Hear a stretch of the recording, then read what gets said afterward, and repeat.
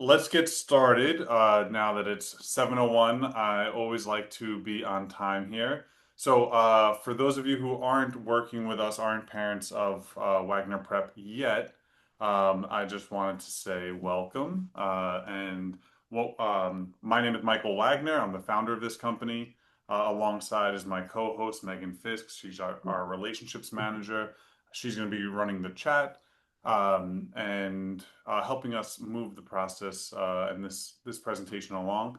The idea is that it's going to be a little bit more interactive, and I can answer specific questions, which normally I can't do during more like lengthier and more packed webinars. But in answering some specific questions, I'm hoping then to be able to illuminate like the other parents who might be in a similar situation.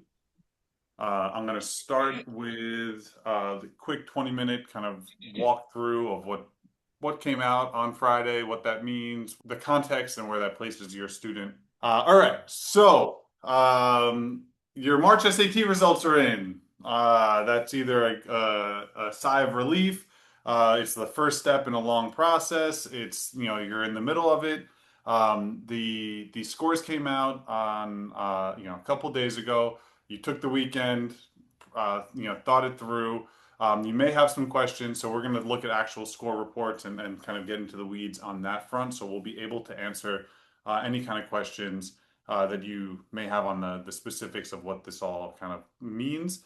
But in the big picture here is where I want to start with, like, how are colleges actually using this stuff? What does an SAT score mean now in the age of test optional, test blind, test recommended? Let's talk about that. So um, there's something I wish more families knew about, and even college planners and counselors. It's something called the Common Data Set. And we're going to pull and also take a look at some examples from the Common Data Set. But essentially, there's a certain form that has to be filled out by the uh, for the if you want to receive financial aid from the U.S. government, and they've morphed that into a voluntary data set that pretty much every school contributes to, which helps give clear data not just on retention and cost and graduation rates, but also admissions and kind of breaks things down for us, which is going to be the most important thing that we're concerned about here during this presentation. The common data set's not a secret. It's not something that's hidden. You could easily find it by just Googling the school you're interested in. Let's just say like Fordham University Common Data Set, and you'll be able to get usually it's the first thing that populates a link to their internal data for the most recent school year. And so the reason I like to start here, if we're talking about college or SAT scores, is that it's going to give us the most accurate data and then also give us the most nuanced information about what does this mean and is the SAT score important? How does it fit in? Um, there's different categories that each school can rank the SAT in as part of their admissions. In this case, selective schools can choose to list the SAT as very important, like alongside GPA and course rigor, or could move it, to considered to just important. This is publicly available, but what that means is that it does take a little bit of parsing because each school is going to have their own kind of take on this. For example, so at Dartmouth, which obviously is an Ivy League school, everything is important. They have very important listed as for rigor of secondary school record, class rank, academic GPA, standardized test scores, your essay, and your recommendations. Right? They're just treating everything equally important. Now, this is just one example, and not every Ivy League school follows the same trend, but this gives you insight, and this is literally pulled from the common data set for section C7, which talks about like how schools internally handle this.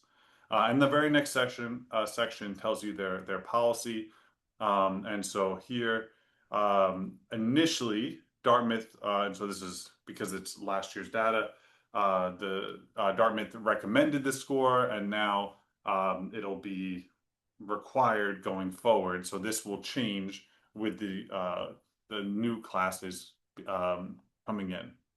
So Dartmouth is a good example of just a school that puts the SAT right in line with academic GPA and course rigor.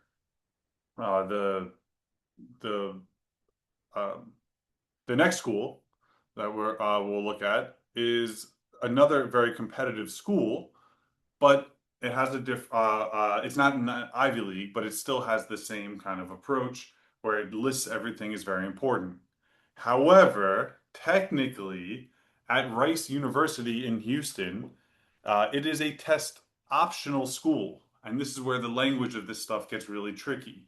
Right? Schools can often tout test optional because it can get a larger applicant pool, and then the students who don't have strong SAT scores will not submit them, and then that pushes their SAT percentiles, like the scores that of students who do submit, ever higher, which then can also contribute to helping their rankings in various listings, whether it's Princeton Review, U.S. News and World, Niche.com, and so in this way, um, a school being test optional is tricky, like to uh, the language isn't always very clear. Then, similar to Dartmouth, Rice also looks at the data and says, something was going on. And so they went from test optional to now they consider, or it's required in to apply to this school.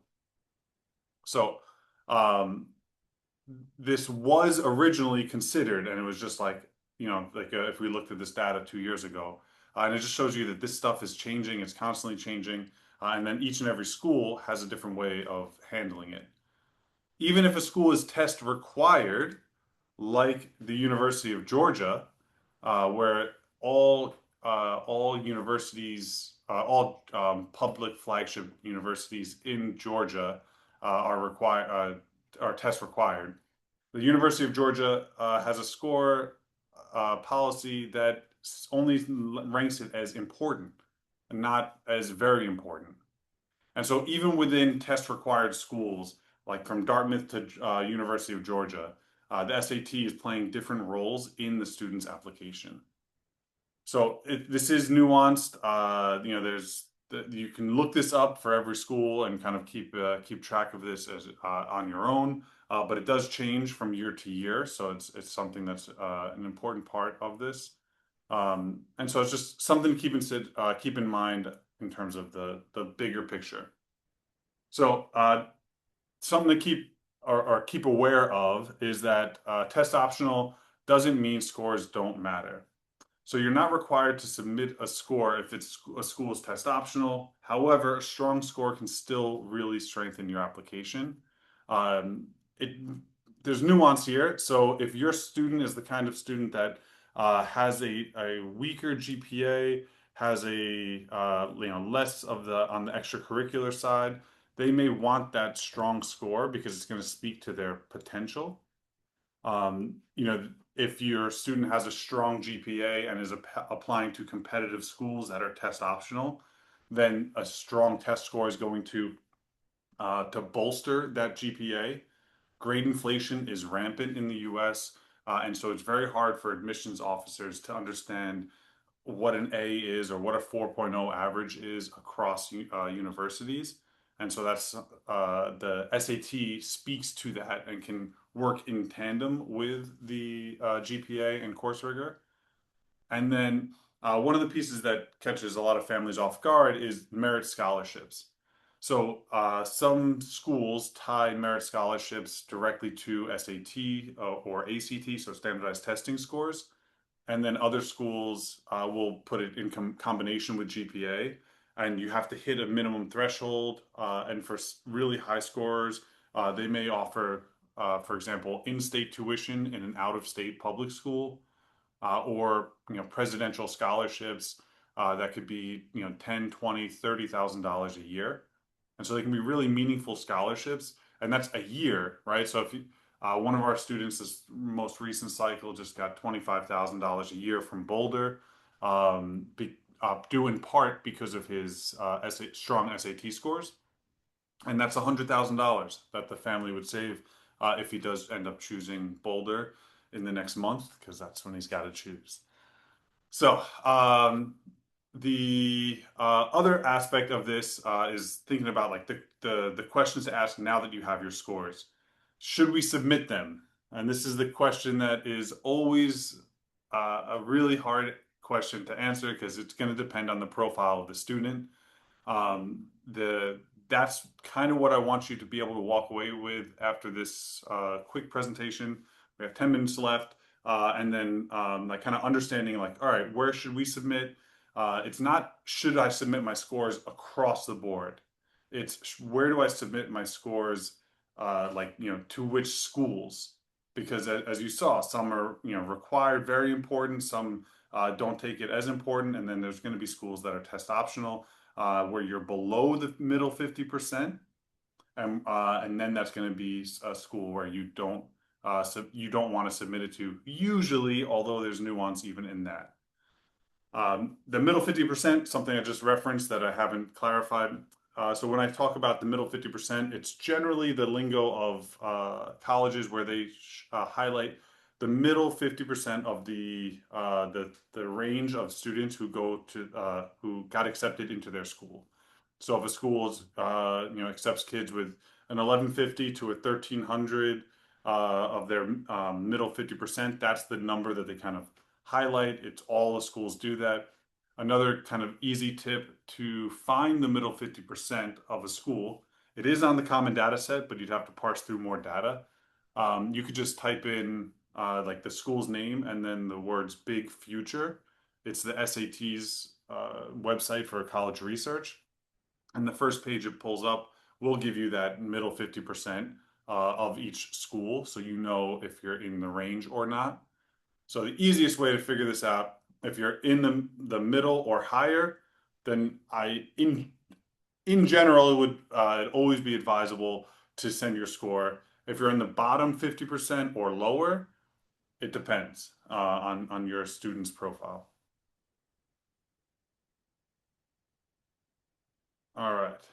Um, the Your score report. So now, if you have your actual student's score report with you, if you have it pulled up, we're going to walk through what that looks like, all those content domains, the percentiles, the scores there, and try to get a sense of next steps after like, you know, this March SAT. So at this point, most parents, you know, look at the total score and that's where it ends. It's, you know, you get that number and then that's it. But I want to walk you through why the rest of the report actually matters. So the section scores, you know, when you break it up, that's the reading and writing. Evidence-based reading and writing is their actual title, but a lot of people just call it the English and the math. They tell you where the opportunity is. Two students can both score a 1380, but need completely different prep. So if you're thinking about continuing, wanting to layer on some additional support, you know, understanding the difference between the reading and the math scores is going to be really important. So we'll take a look at that and talk about those different types of plans. The one that's the most confusing is the subscore domains.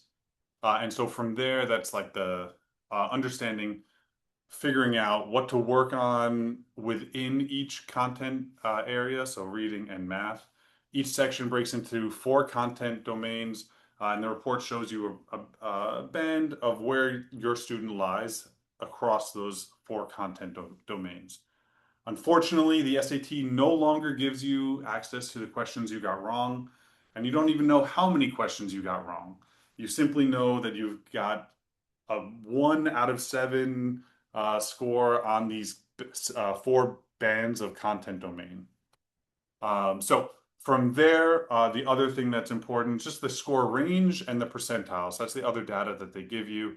It helps to just understand where your student is in terms of the big picture nationally, and then also like their range of maybe if they took it again, maybe they didn't have the best day, or maybe they achieved at the top of their range.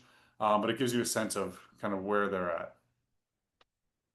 All right. So, last thing before we get into actual looking at these things, super scoring. So I need to make sure we're all understanding what that term means because I'm going to reference it a lot. So a super score means that you're able to take the best scores from both sections, so the math and the reading separately, and combine them together on test day. So on our example here that we have broken down, we have a student that, let's say, on this March test scored a 680 and a 680, right? Same score, math and English. That breaks down to a 1360. Let's say they studied again, took it in May, or and then did better on the English, but then worse on the math, right? So their score went up 20 points overall, which is good. However, when you super score those, you're taking the better English, which is now the 720, and adding it with the original better math, which is a 680. And so that would super score to a 1400. 99% of schools super score. It's a very small group that don't super score. Notable schools that don't super score are UT Austin, Penn State, UW Madison, are the only ones it's very clear that they don't super score, and Oregon State University as well. The What you want to steer clear from is just secondhand sources of lists of schools that do or don't super score. This stuff changes often, and even sometimes it can be pretty um, cryptic around like how schools actually take these scores.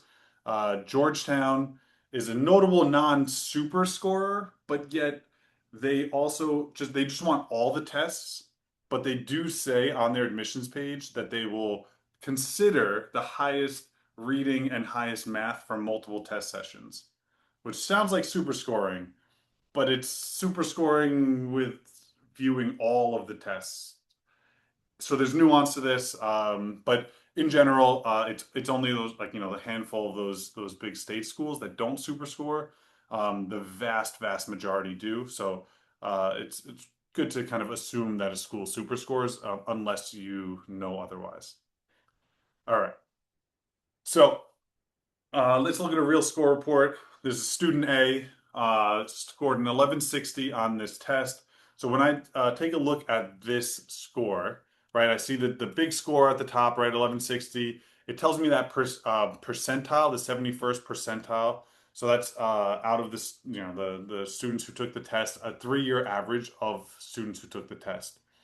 The It shows you the 1030 average, and then it's usually the average for test takers on the SATs somewhere between a 1030 and a 1050. It can fluctuate per test based on like the data, and but they're always trying to mean it to be in that 1030 1050 range. So if you figure that that's your floor, that's your average score, and then you kind of go from there to figure out percentiles beyond that. On top of that, we take a look at the next two biggest numbers, the 560 and the 600 here, right? And that's going to be your reading and writing and math score. Those are out of 800. And the only data that we get, that all of us will get in terms of how they did, are these lines, these bars that go up to 7. And you can even get a question wrong and still get all 7 bars correct.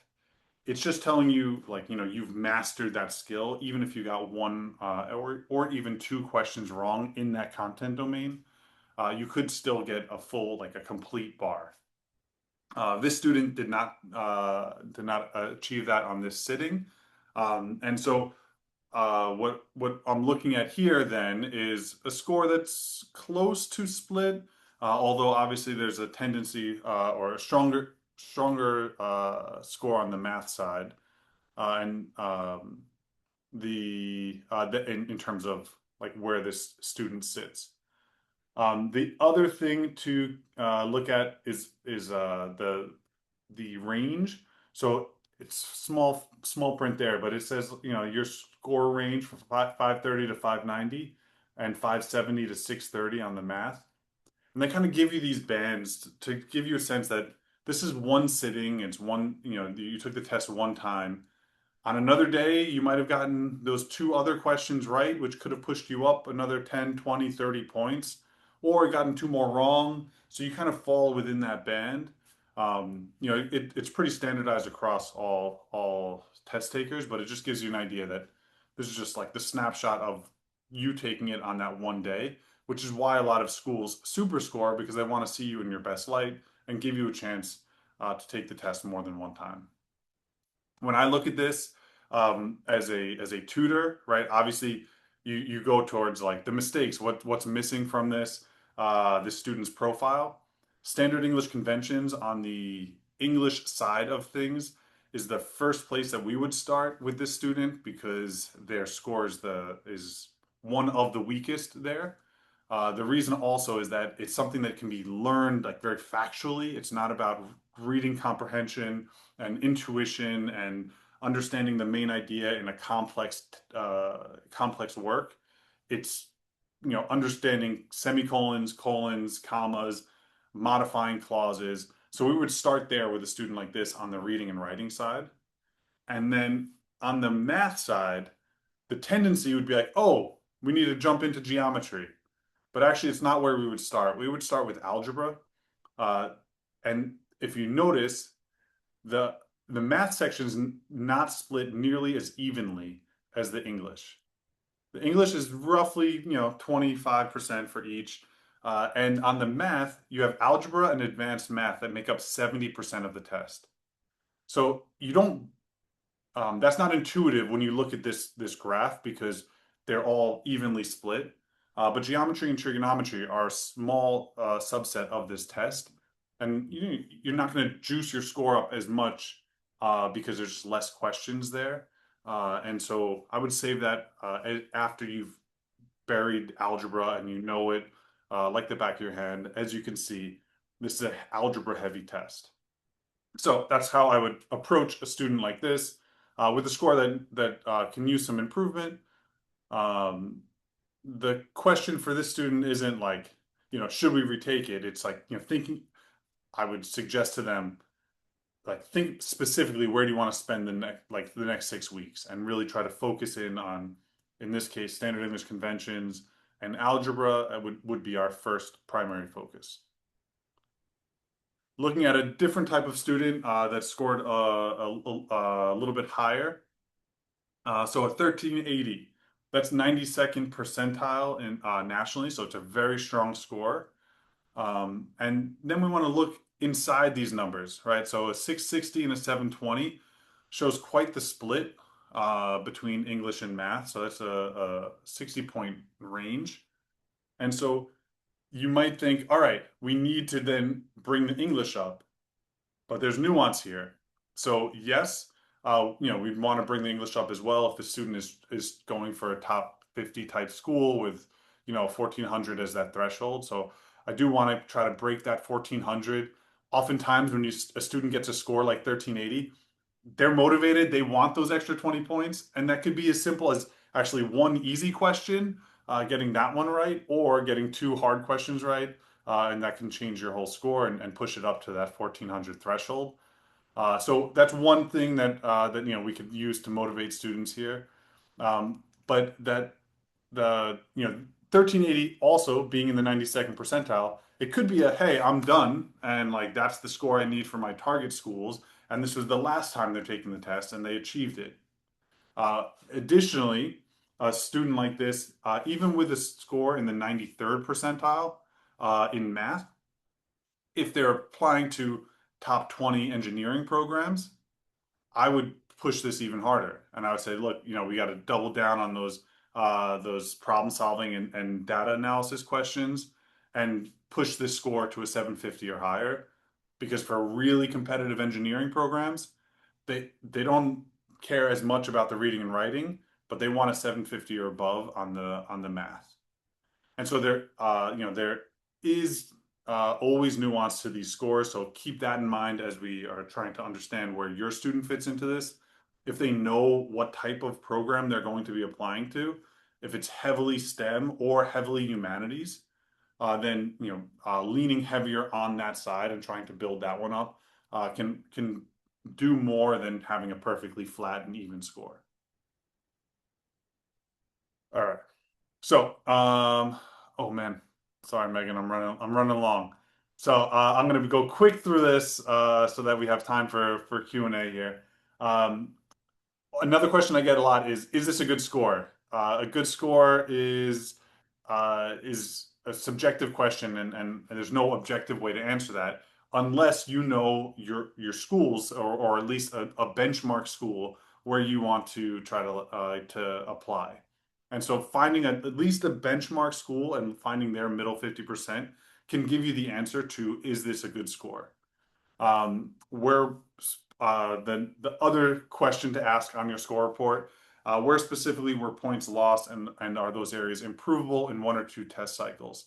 Reading comprehension is very hard to teach, so information and ideas is one of the hardest categories to kind of push up on the English side. And then obviously, if a student is really struggling in advanced math and geometry, maybe they haven't gotten through all the content or retained it from their junior year. And then, does the score tell a story that helps the application or does it create noise? In that way, right? If we're working with students on the college admissions side right now that have really low GPAs, but we're trying to help them with their test scores as their GPAs have gotten better each semester since freshman year, but it was really low freshman year, a little bit better sophomore year, much better junior year. We want that SAT score to solidify that upward trajectory. So, what comes next? So, how do you figure out what to do here? We have three paths forward. Which one fits your students? If you're happy with your score, it's in that middle 50% of your target schools, then that's a great thing. The next step is to decide, like, whether to submit to each school that's on your list, if your application is strong in all those other areas. If you're still deciding, if your score is close but not quite at the range, if there's a clear kind of need where you could focus on and potentially improve on the subscore area, there's enough runway left where you could continue to prep or start prepping in earnest and map things out for the May and or June dates, which would give you 6 to 8 weeks to plan. And then if your score needs significant work, it's below the ranges of those target benchmark schools. Well, then now you have a clear path to improvement. You know the subscore breakdown, where to focus, and the best next step would be to commit to a structured prep cycle. So when we're looking at this, this is really kind of what we've been talking about, right? It's like where is your score within the target school ranges? Like look at the information, the subscores. What is it telling you? Um, think about what else is competing for attention with your students. Our baseball players are busy in the spring, so they often are not trying to take the May or June tests for obvious reasons. But our like football players are already done with their season. They did that in the fall and winter, so they're good to actually focus on this stuff now. And also think about APs. If you're in a school that gives AP tests, that's another wrinkle in this, as those tests are given in May. So we'll talk about runway in just a moment. The other thing, knowing when to stop is just as important. So if you're a parent of a student that's been stuck on a score, plateaued, maybe tested twice, three times, and the score is not really moving, the student, you have to check in with them and see if you can't get this real score moves without the student buying in, right? They need to do the work and put the time in. So maybe that's time to like accept the score as it is and adjust the list. So being that I'm trying to move this along for Q and A's, I think I'll move it at that. Where sometimes the more useful conversation isn't should we retake, it's does the list need adjusting. So if you do want to continue, this is kind of your testing lanes here. So we have three paths for current juniors. If you're a sophomore student and you took it for the first time in March, obviously you have more time than this. But path A would be, if a student is in striking distance, the May 3rd SAT is 33 days away, enough time for a focused prep cycle. You could target the specific subscore gaps and really kind of go in on it. Path B, you could skip May and just take the long kind of longer term approach where you want a major improvement. It gives you a full 10 weeks before the June 7th SAT. And so that's where you can see really meaningful score improvement if the student hasn't started any kind of prep yet. Giving enough runway to learn the foundations and then do real practice testing is going to be really important.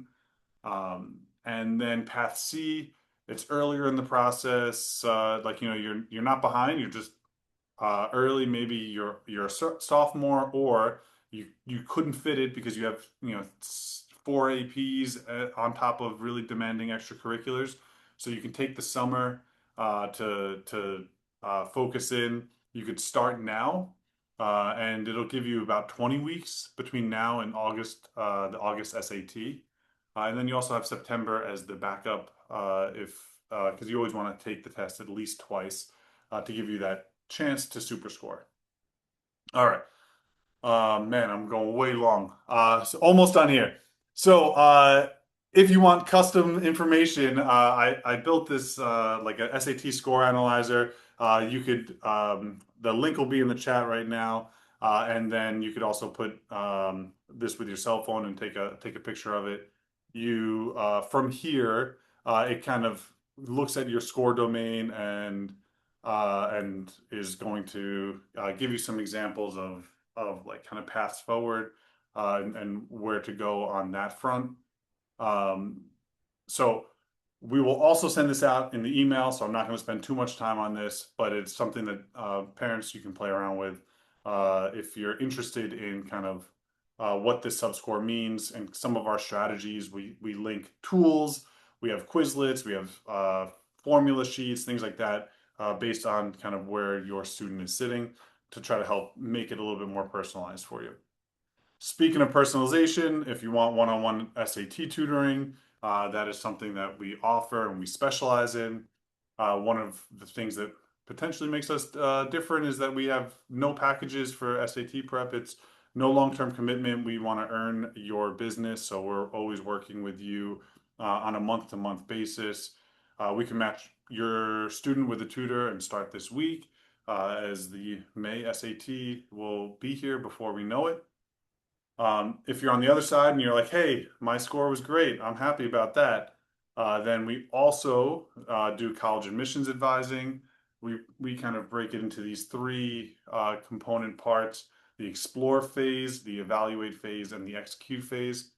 If all this stuff about finding your school and like the benchmark score of a school you want to go to was like, wait, we don't even have a college list and I don't even know where to begin, we can help with that.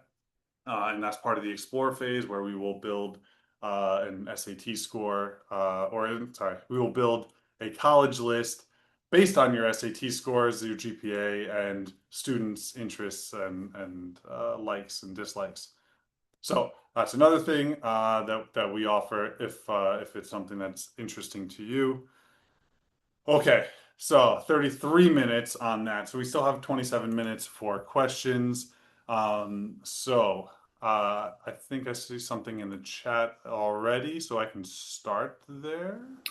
Yeah, Debbie asked a question about if you recommend your child to continue with the SAT if they got over a 1500 and scored high in math, leaning into engineering programs.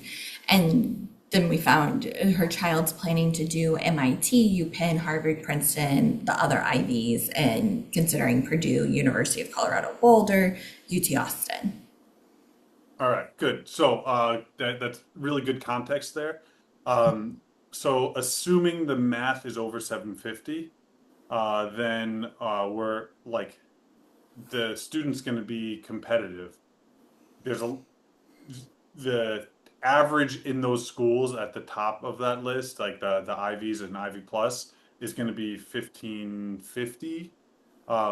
But then school like he will be competitive, even though it's top five engineering program. He will be competitive at Purdue, at Boulder. That student I was talking about that got the $25,000 um, scholarship. That he scored a 790 on the math side, but couldn't crack a 700 on the English. So he was a 690 on the English. And he got into Purdue and also got into Boulder with money. But he got waitlisted at UT Austin.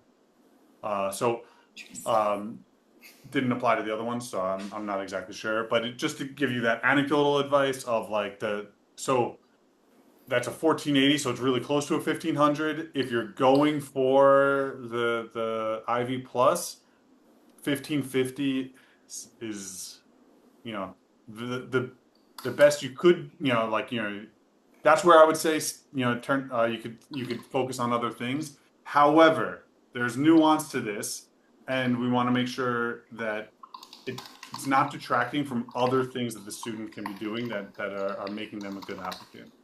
So there are plenty of students who have gotten into these schools with a 1500 even, um, because they have really interesting extracurriculars, involvement, leadership opportunity. Uh, just with those Ivy Plus schools, this is the other thing to kind of keep in mind.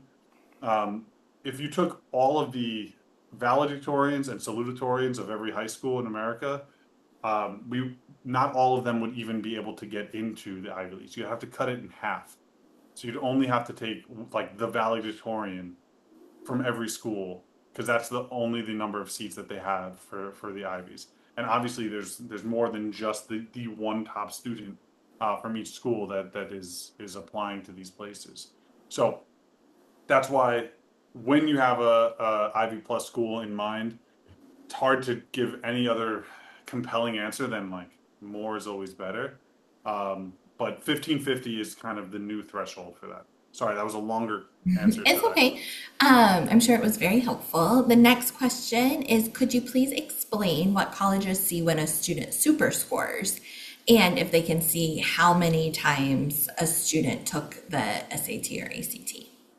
Yeah. So, and another kind of add on to that, if your student has accommodations, colleges do not see that.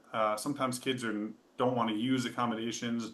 They feel like they're going to be viewed in a different type of category. So accommodation meaning they get extra time, like one and a half time, or they get extra breaks, or can take it in a room by themselves or something like that. So colleges do not see that, like if a student has accommodations.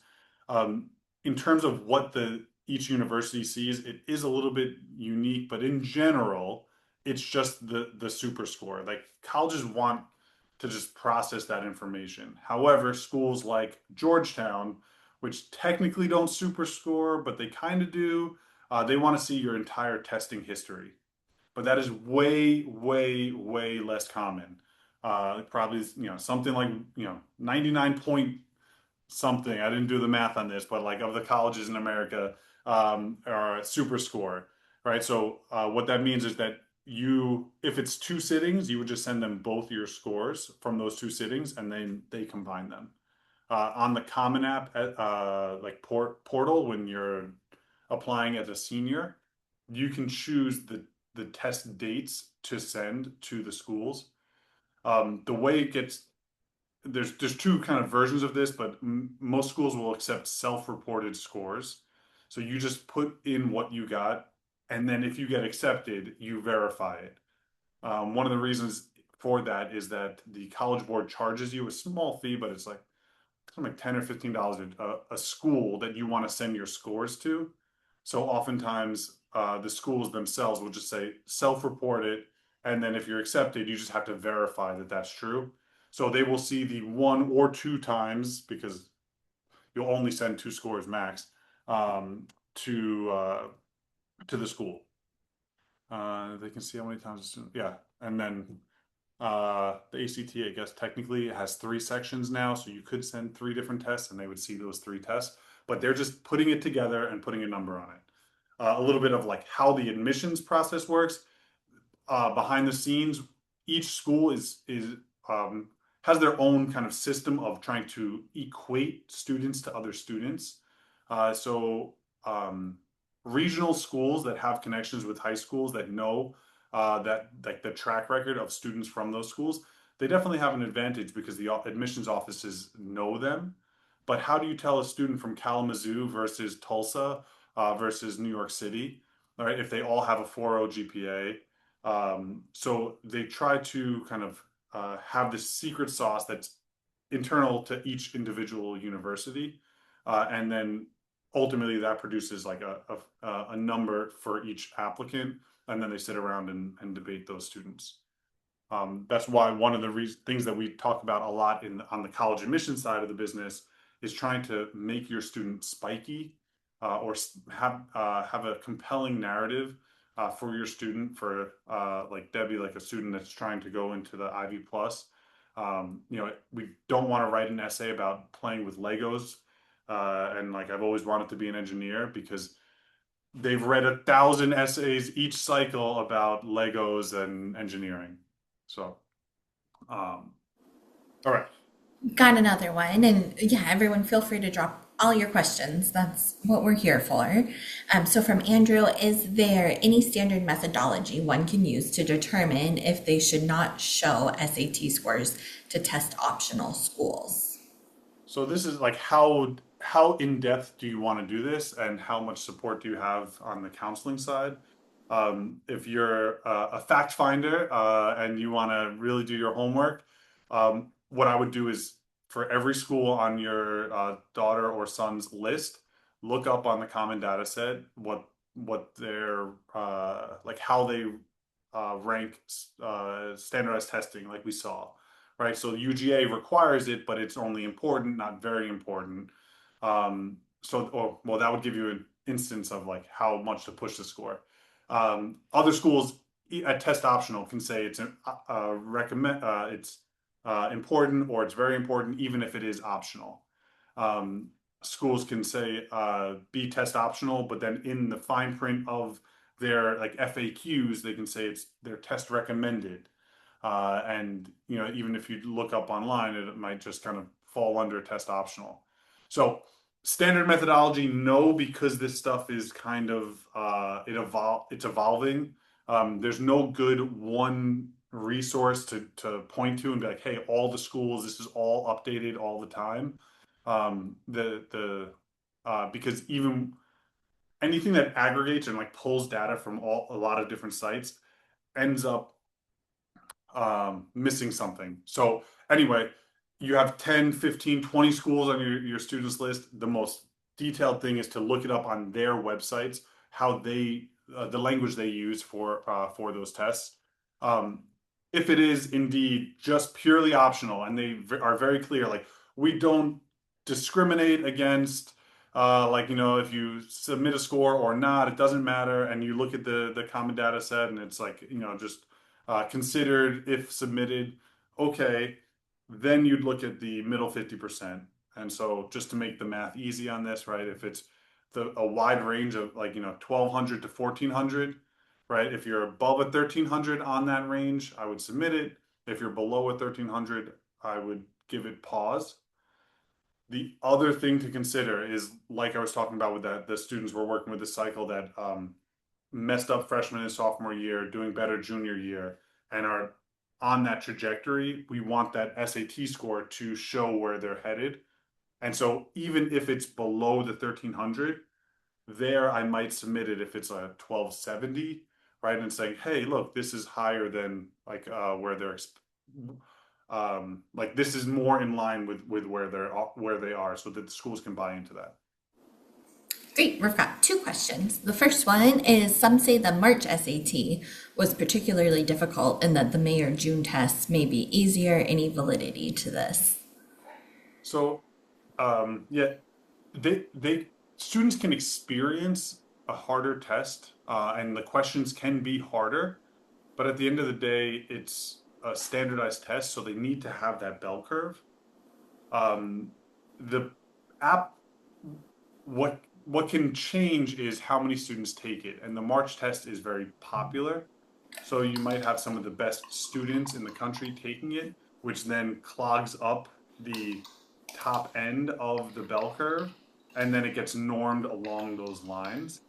Um, we've heard that the English from our students was tough, and we've seen that um, on the on the results side that some students who were testing, in the 600 on English ended up in the 500s, testing in the 700s ended up in the 600s. Um, you know, so in terms of like this March test, I think the English was the thing that stood out for a lot of our students. The math was pretty straightforward. We had a bunch of 750 plus scores. So um, yeah. In terms of easier test dates, it's just the the the pool of students taking the test in May and June is smaller. So then it gets normed slightly differently, but it's a standardized test, so they're trying to make it standard. Another thing on the math side that the March test did is it tried to break students' dependency on Desmos. All prior to this, they really were rewarding you knowing Desmos, which Desmos is the online calculator that's built into the SAT platform. So you no longer have to worry about forgetting your calculator at home or the battery's dying in the middle of the test. It's built into the digital SAT. Um, Students have been learning how to use the Desmos even more powerfully to help their math scores. They On some of the most advanced questions in September, they set up some questions that you couldn't rely on Desmos for, and so that could also be some of the impression that the March test was harder. So I see another Yep. question. Is taking the SAT 4 times versus three a red flag to some schools if they super score? This is a vampire myth. It's just like it's one of these things that persists on the internet, but it is not validated by any admissions offices that I've ever contacted.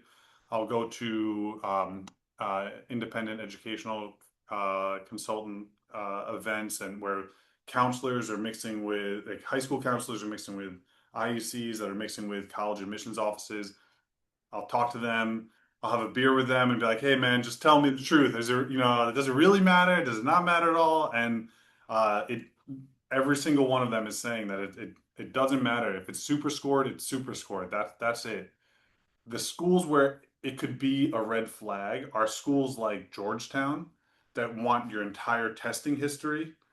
Georgetown, MIT, Harvard ask for your entire testing history. But in the same breath, they even say, we'll look at your highest scores from each sitting, but they just want to see how many times you've taken it. So those three schools are the dominant ones that want your entire or like most popular that want your entire testing history. But if you're applying to Purdue and you want to get that higher engineering score or math score for engineering program because it's a feeder school to NASA, take it 4 or 5 times. It doesn't matter. It's not going to negatively impact you. We had students last cycle. They weren't working with us before it. They came to us after taking the SAT 5 times. They worked with us, took it a sixth time, and then got the score they wanted and got into Duke with taking it 6 times. Another one, similar story 2 years ago. Took it 7 times, not all with under our advisement, but we got them at the later end of it, pushed their score up, and they got into Columbia. With having taken the SAT 7 times, so it is not a red flag to take it. Uh, so um, yeah, so hopefully that answers your question. I know it's like a lot of people think that it. I think sorry. one other point of taking the test many times. Those two examples that I just talked about, the we changed how they approached the test. um, Taking the test again and again and again, and your student hasn't changed anything, they're not studying more, they haven't taken more practice tests, they're not in a class, they're not working with a new tutor, they haven't built in like a kind of a prep plan. Um, that's that's where like your score is in that range. It's not going to just magically jump up, if you're not doing anything differently. So that's why a lot of counselors in high school will tell parents, don't take the test more than 3 times, because most students aren't sustaining like test prep, over the course of 4, 5, 6, 7 tests, which can be a lot on students and take away from other things.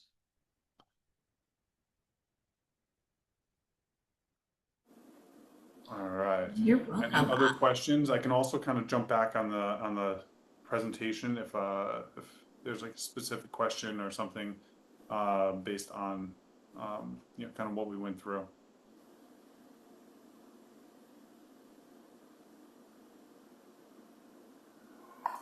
All right. Also, just as a heads up, on the SAT score analyzer, um, so it's not consistently sharing, like it doesn't, I don't know, something's going on with the tech on the back end. So if you click to share with us and submit it, we may not see that information.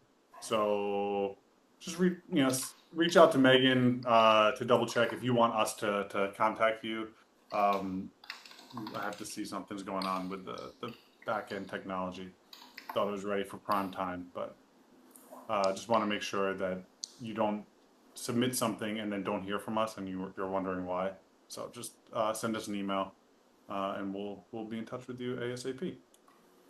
Yeah, and we'll definitely send an email after today too to follow up with folks.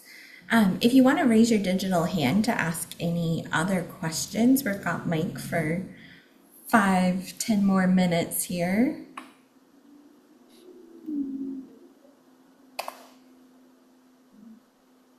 And I think the takeaway, like the thing to walk away from this is, you know, at each score within it contains different pathways, and it's not just like, oh, this is a good score, this is a bad score, this is like, oh, they just have to work harder on this. um you know and bad tests happen, so if your student didn't score where they want, this stuff happens. Sometimes it can just be anomalous. That one of the most common things for students who worked really hard and put a lot of time into the test, on test day, that first time, they try to do more of, like, somehow do more of like focus and but what happens is that it throws off their rhythm. They start double guessing, second guessing themselves, and end up like overthinking a lot of the questions that they don't do on the practice test, because they're just practice and they're loose and they're going through it. So that first test oftentimes is a bit of a step back before they jump forward. So if your student didn't score where they want in March, uh, you know, there's plenty of time left. We mapped out those timelines, so there's still time to take it again.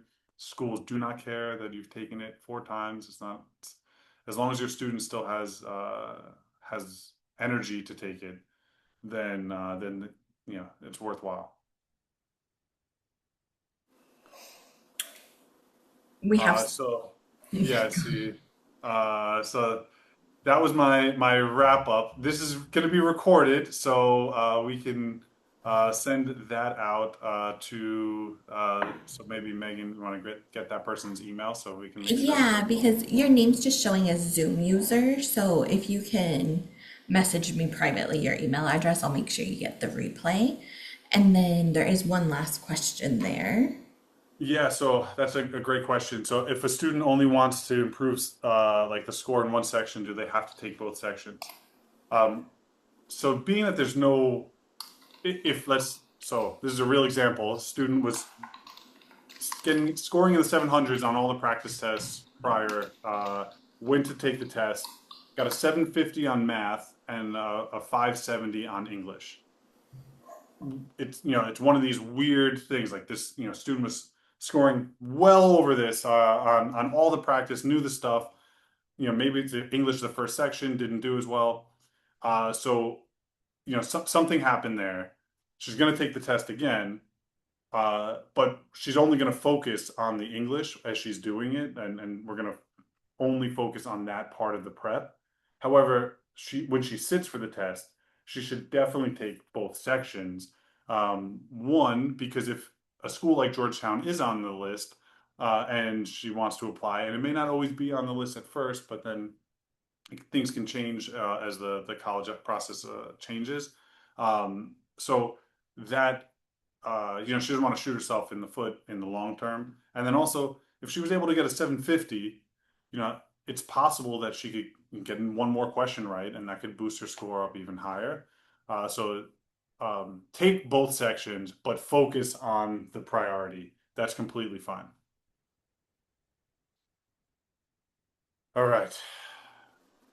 So I hope this was helpful. And if you have more specific questions and you want to talk more about your student's specific case, reach out to Megan and we can get something on the calendar. And yeah, we'll follow up with all these resources that we talked about. Yeah. And it looks like the analyzer tech issue resolved all as well. I will definitely send the link out to everyone with the replay. Awesome. It has so much great information that's personalized to your student. All right. So everyone have a wonderful night.